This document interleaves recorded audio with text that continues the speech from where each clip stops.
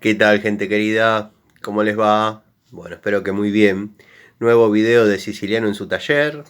Videíto de sábado en la noche, después de la cena, antes de la cena, durante la picadita. Por ahí intercambiamos alguna experiencia de herramientas, fierros, instalaciones.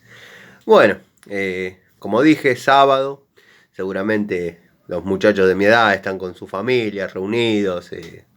Disfrutando alguna comida, bueno, la juventud dando vueltas por ahí, y bueno, los mayores ya durmiendo. Así que bueno, nada, acá muy contento con la calidad, como digo siempre, de los comentarios que dejan en los videos, muy contento con la evolución del canal, les agradezco por los mensajes que me mandan a través de Instagram, Facebook. Voy a contestar a todos, voy a responder cada una de las preguntas. Muchas propuestas interesantes de videos.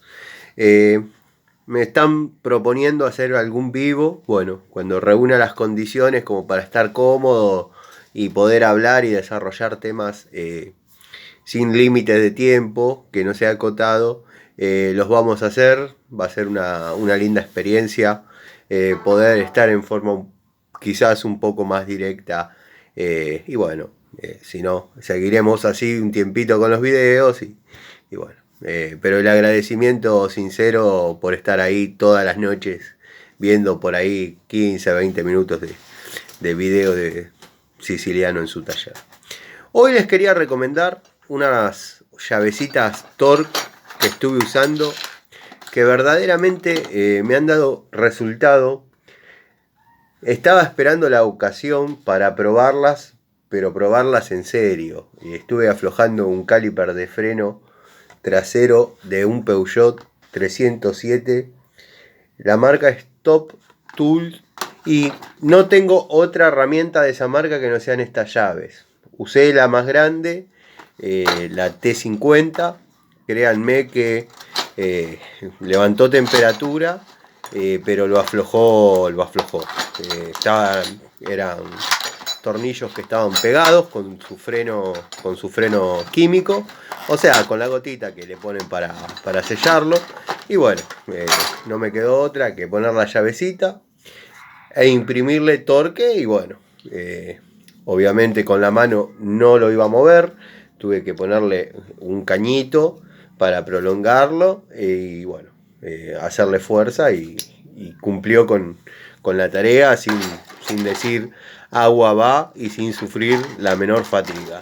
La verdad que las recomiendo, dado que no hay herramientas de este tipo demasiado buenas, sacando lo que es Bremen o lo que puede llegar a ser Irimo. Ese tipo de bulones que les comento, quizás estaba más para aflojar con la punta. Pero bueno, las posibilidades que tenía de probar la herramientita era esa y la aproveché. Si se hubiese roto era una lástima, pero le tenía confianza. Lo que por ahí le critico, que ya tendrían que venir con el agujerito para el torque de seguridad, ¿no? Para no tener dos juegos.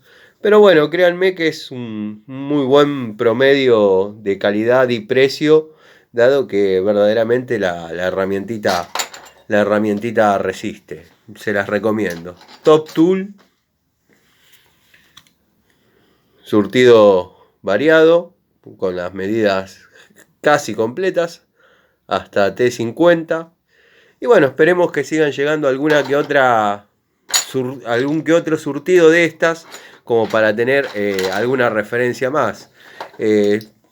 Yo, por ejemplo, cuando compré estas, estaba entre la marca ZX, que yo tengo todas las pinzas, las llaves, y bueno, pero por una cuestión de probar otra calidad, me incliné a estas y la verdad que no me defraudaron. Así que le mando saludos a mis amigos de la ferretería BOM en Aedo, sobre la avenida Presidente Perón, que bueno, nunca me bajan un peso, pero siempre tenemos este tipo de gentilezas, de hablar, charlar.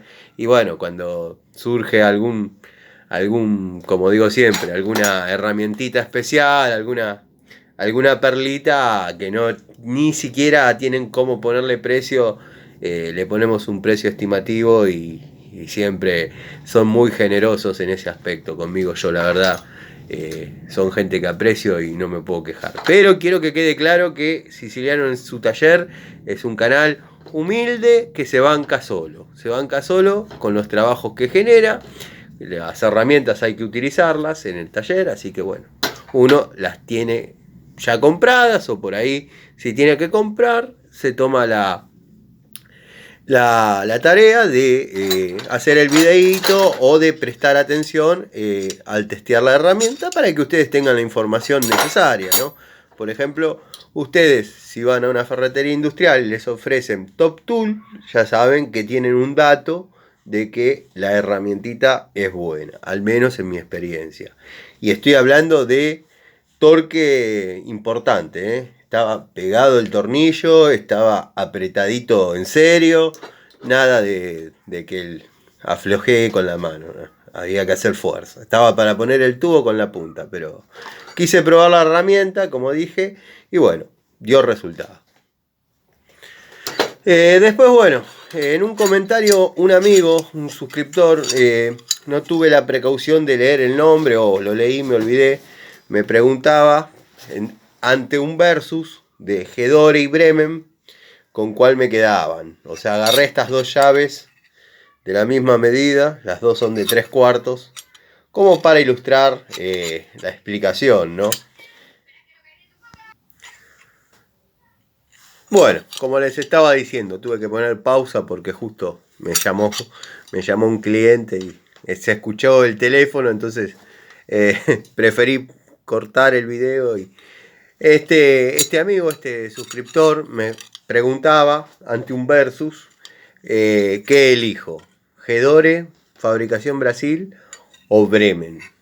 Bueno, las llaves están para modo ilustrativo, como dije, dado que bueno, si tengo que elegir, la verdad que es un desafío bastante importante. Gedore es una herramienta que carga con muchísimos años de historia, muy rica en la fabricación y producción de herramientas, en desarrollo de herramientas. Es una marca que verdaderamente no podría objetar nada. Gedore, bueno, ya dije muchas veces qué significa Gedore. Lo voy a repetir por última vez para algún amigo que no lo haya escuchado. G significa la abreviatura de la palabra hermanos en alemán. Do es la abreviatura del apellido Doguidat. Ire es la abreviatura del pueblo o la zona donde estuvo montada la fábrica. Lo que pasa que bueno, no sé de alemán, sí, leí los nombres, los conozco, pero no los sé pronunciar ni por casualidad. De ahí viene Gedore. O sea que imagínense la de historia que tiene la fábrica Gedore. No podría Bremen competir nunca contra Gedore. Pero bueno, estamos hablando de Gedore Brasil. Era el desafío que me planteaba este amigo. La verdad que si tengo que elegir, y he trabajado mucho con las dos llaves, y Bremen se ha ido superando mucho. Así que en esta me quedaría con Bremen, pero con la Bremen de la primera hora, comparada con la Gedore Brasil. Ahora si me decís, la Gedore de la primera hora, olvídate, no. Gana Gedore y no elegiría otra marca que no sea Gedore, obviamente. Pero bueno, son situaciones que por ahí a veces no son comparables. Es como poner a pelear el padre contra el hijo, qué sé yo. La Bremen tiende más a parecerse al estilo Baco, llamémosle salvando las distancias, ¿no? Pero bueno, pretende mantener esa anatomía. Y Gedore es más fiel a su estilo, así, llamémosle un poco más rústico y un poco más con menos detalles. Pero es perfecto, es una herramienta que va muy bien. Pero Bremen ha ido evolucionando mucho. Después, bueno, me preguntaban, porque hoy escuché otra vez la famosa frase, no hay gas. Gas hay para todos siempre. O sea, el caño maestro puede, puede proporcionar gas ilimitado a todas las viviendas. El problema no es que no hay gas. Escuché esa frase, escuché la frase, esta estufa no calienta nada porque no hay gas. Y bueno, el problema está en la elección del artefacto de la estufa que compran. Y pasa mucho. Para comprar una estufa hay que tener como primera medida eh, la decisión tomada de qué artefacto va. ¿Cómo hacemos para llegar a esa decisión? Hay que hablar con un gasista, sea matriculado o no, pero que conozca de estufas, que conozca de su trabajo. ¿Cómo sería esto, Tano? Bueno, esto es así. En dormitorios no va otra estufa que no sea tiro balanceado. Lo mismo que en departamentos monoambiente. No se coloca otra estufa que no sea tiro balanceado. Después, en otros ambientes, sacando el baño, pueden poner lo que quieran. O sea, dormitorio y baño, tiro balanceado, no se discute. Yo he instalado alguna que otra estufa en baño, tiro balanceado. Porque van a saltar lo que dicen en el baño, ¿qué vas a poner? En el baño hay gente que pone estufa, hay baños muy grandes, hay gente con cierto poder adquisitivo, o sea, hay baños con estufa. Bueno, en esos dos lugares tiro balanceado. Después, está perfecto. ¿Cómo sabemos cuántas calorías tenemos que pedir el artefacto en Frávega, Garbarino, Musimundo o donde compren el artefacto? En Carrefour, en cualquier casa, casa Pajarito. El vendedor les va a tender a vender la que más tiene, que es la que tiene ahí y puede ser de 5.000 calorías o de 2.500. Y se puede dar este factor. Que la estufa, estando en piloto, haga que la casa sea un espiedo de la temperatura que larga. O puede que la estufa esté al máximo todo el día y no caliente nada. ¿Qué es lo que está pasando ahí? No es que no hay gas. El gas está perfecto para todos. Hay medio kilo de presión en la puerta, se regula 20 gramos, sobra el gas para todos. ¿Qué pasó? Que faltó hacer el cálculo del volumen a calefaccionar. Cuando uno proyecta una toma en una instalación para dejar para una estufa, bueno, los matriculados podemos hacer hasta 50.000, los matriculados de segunda, podemos hacer hasta 50.000 calorías por boca. No hay problema por eso. Pero hay que dejar detallado, si es toma taponada, qué artefacto debería ir instalado. Por ejemplo, 2.500 calorías, 5.000 calorías, 4.200 calorías, o la escala en la que lo evalúe la marca de la que compren. Por ejemplo, saber ese dato sirve para, perdón, estoy medio, saber qué diámetro de caño hay que poner para que llegue ese gas y sea suficiente para alimentar la estufa, obviamente. Bueno, ¿cómo sería esto? Si tenemos un comedor de 6x4 por 3 de alto, tenemos que determinar este volumen, 6x4 por 3. Ahí vamos a tener el volumen del ambiente. Bueno, ¿y cómo sacamos las calorías que necesitamos? El volumen del ambiente por 50 calorías por metro cúbico que vamos a calefaccionar. Y ahí tenemos el poder calorífico del artefacto que vamos a instalar y va a andar perfecto. O sea, entre máximo y mínimo, a régimen continuo, va a mantener el ambiente calefaccionado a 24 grados.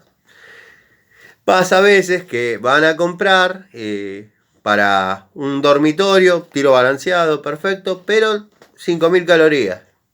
Y a las 3 de la mañana tienen que abrir las ventanas pues se están cocinando esa gente. También pasa que un comedor de 24 metros cuadrados, una estufita de 2.500 calorías hora, y dice, está todo el día al máximo y no calienta, no hay gas. No, no es que no hay gas, señores. El problema es el que dije. El vendedor les quiere vender cualquier cosa. Antes cuando toman la decisión de comprar una estufa o de cambiar una estufa, tómense el trabajo, retomando, porque siempre me voy por las ramas, tómense el trabajo de hablar con un gasista. Sea matriculado o no, no importa. Que sepa trabajar. Una persona que sabe trabajar, una matrícula no les va a garantizar nada. Si el hombre sabe trabajar, una estufa la puede cambiar, la puede proyectar y la puede calcular perfectamente. Hablan con el gasista le va a decir qué tipo de artefactos le conviene. Una vez que se decidió qué tipo de artefacto va, tiro balanceado, tiro natural, cámara abierta o cámara cerrada, no hay mucha más variedad. Bueno, hay, pero son del mismo estilo, de cámara abierta o cámara cerrada. El gasista saca el volumen del ambiente a calefaccionar, lo multiplica por 50 calorías hora que necesitamos para calefaccionar cada metro cúbico de ese ambiente, y ahí vamos a tener el valor de la estufa que van a necesitar. Entonces van a ir al negocio con la información precisa de la estufa que quieren. Quiero una estufa a tiro balanceado de 4.000 calorías. No, pero por unos pesos más, llévese una de 5.000. No, el gasista me dijo que quiere la de 4.200 calorías y me la vende. No tenemos, bueno, me voy a otro lado. O, ¿para qué va a gastar tanto si no está, los fríos no están viniendo tan fuerte? Cómprese esta de 2.500 calorías que tengo acá. No, el gasista me dijo que quiere la de 4.200 calorías para que ande bien. ¿Se entendió?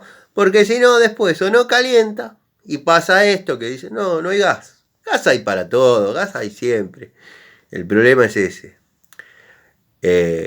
La proyección, el saber proyectar qué artefacto debe ir instalado en cada lugar. Obviamente, si quieren hacer las cosas como corresponde, en el caso de los tiro natural o cámara abierta, llevan rejillas superiores y rejillas inferiores. La rejilla de ventilación superior debe ir en el tercio superior de la pared y las rejillas inferiores en el tercio inferior. No estoy diciendo nada que no se sepa. Si por ejemplo es una puerta balcón y no hay otra opción, se puede sacar un vidrio y ponerlo ahí, pero las rejillas tienen que estar. Porque si no se produce la condensación de monóxido de carbono en el ambiente, que cuando está bien calculado el artefacto, verdaderamente se percibe y uno entra y siente mareos, o sea, hay distintos grados de concentración de monóxido de carbono en ambiente que puede generar distintos síntomas, desde una cefalea leve hasta, bueno, Dios no lo permita, el fallecimiento de una persona. Pero ahí ya tiene que estar muy saturado el ambiente. Lo que pasa es que el monóxido de carbono es un gas que lo respiramos como si fuese oxígeno y se pega a las moléculas de la sangre. Esto saben mucho los médicos. Yo les puedo dar la charla de lo que aprendí al matricularme, que bueno, hay distintos porcentajes de carboxihemoglobina que se fija a la sangre, y ese porcentaje, al ir subiendo, nos puede desencadenar en la muerte. Y no tiene que llegar ni al 100%, en un 60% ya nos mató. Por eso la importancia de el cálculo de qué estufa va en determinado lugar. Bueno, dicho esto, más o menos aclaré un par de dudas. El tema del gas y los cálculos y todo eso siempre me apasionó. Entonces les pido disculpas si a veces me voy un poco por las ramas y qué sé yo. Pero también sería muy fácil dejarle la fórmula Cuando quieran comprar una estufa, saquen el volumen del ambiente, multiplíquenlo por 50 y si va a un dormitorio o en el baño, tiro balanceado. Después pongan lo que quieran y chao. Y si tienen tiempo, háganle las rejillas. Eso no me gusta. Me gusta dejarle la data puntual de cómo tiene que estar. Después, si ya que estamos haciendo las cosas a reglamento, ya nos tomamos el trabajo de llamar al gasista, que nos diga qué artefacto va, le vamos a decir que haga las rejillas, le vamos a decir también que el cañito de cobre no supere los 50 centímetros de largo. Pero me queda desfavorable. Bueno, tenés dos opciones. Picás la pared y lo llevás hasta donde corresponde en caño epoxi, con su llave de paso correspondiente, o haces hasta 50 centímetros del artefacto por afuera en epoxi, que queda como una patada en la cabeza, ya lo sé, pero bueno, pintadito del color del ambiente, se disimula perfectamente, y de ahí salís con el cobre como corresponde. Si querés hacer todo a reglamento y que el día que, ojalá no pase, haya un corte de gas, esa estufa no va a tener ninguna objeción, porque está bien calculada, porque está con su caño flexible de cobre a la medida que corresponde y tiene las rejillas de ventilación. Caño de aluminio no está aprobado en este momento para nada, ¿no? O sea, así lo traiga el artefacto. En una época no había problema. Se ponía el caño de aluminio o el caño de cobre, era indistinto. Después pasamos a que si lo traía el artefacto estaba bien, si no, no. Y ahora ya si lo trae el artefacto, tírenlo y compren el caño igual porque no se puede instalar con caño de aluminio. Es muy blandito y queda perdiendo siempre. A la larga hay expansión y contracción de los metales que el aluminio termina aflojándose. Pasa y bueno. No es que vaya a ser una bomba como explote, pero bueno, hay que cuidarse de todo tipo de pérdidas. Hay que evitar la mayor cantidad de pérdidas posible. Así que bueno, gente, nada. Como les dije al principio, top tool, muy buena calidad. La verdad, promedio entre calidad y precio. Lo único que le critico es que no vienen con el agujerito. Por ahí en algún lugar se necesite. En ninguno de los dos lados lo trae. Yo las tenía, estas llavecitas, guardadas hace un tiempo. Estaba esperando que se presente la ocasión para darle una prueba de en serio. Y bueno, salió este cambio de pastillas de freno en un Peugeot 307. Y bueno, ahí correspondía aflojar con el tubo con la punta. Pero dije, no, le vamos a dar la prueba, vamos a hacer la prueba de esto. Y aflojó al tornillo pegado. Después, bueno, Gedore, Bremen. Ya saben cómo opino, ya saben cómo pienso. Y bueno, más o menos creo que vengo despejando las dudas de todos, los que me vienen comentando y consultando alguna que otra cosa. Bueno, a los amigos de siempre que comentan, les agradezco. Mi paso por Industrias Vaco, un amigo me decía, cantidad de anécdotas que hay ahí adentro cada día era para hacer un libro. O sea, podría haber sido el cuento de las 1001 noches, porque todos los días había un pedacito de historia para escribir, Una mañana, me acuerdo, entramos al vestuario, invierno, ya temperatura ambiente 3 grados afuera. El vestuario, estábamos hablando de estufas, jamás conocí una estufa ese vestuario. Todos muebles de chapa, bancos de chapa, todo hecho en la fábrica. Era una heladera. Llegamos, nos cambiábamos ahí. Se habían robado los bancos. Los bancos donde nos sentábamos para cambiarnos, se robaron eso. Algún día después, cuando siga desarrollando las anécdotas de ahí, les voy a contar cómo sacaron los bancos y cómo los tuvieron que devolver después. Pero bueno, eso ya pasó hace mucho y creo que ya caducó Pero era terrible, era terrible. Habían hecho un surco ya en el pasto, en el terreno, hasta un lugar del alambrado donde sacaban las cosas, las dejaban ahí y pasaban los familiares a retirarlas. Muy rústica, la fábrica muy rústica. Así que bueno, gente, les mando un saludo. Gracias por la paciencia, gracias por el apoyo. Y nos estamos viendo, como siempre, en los videos de Siciliano en su taller.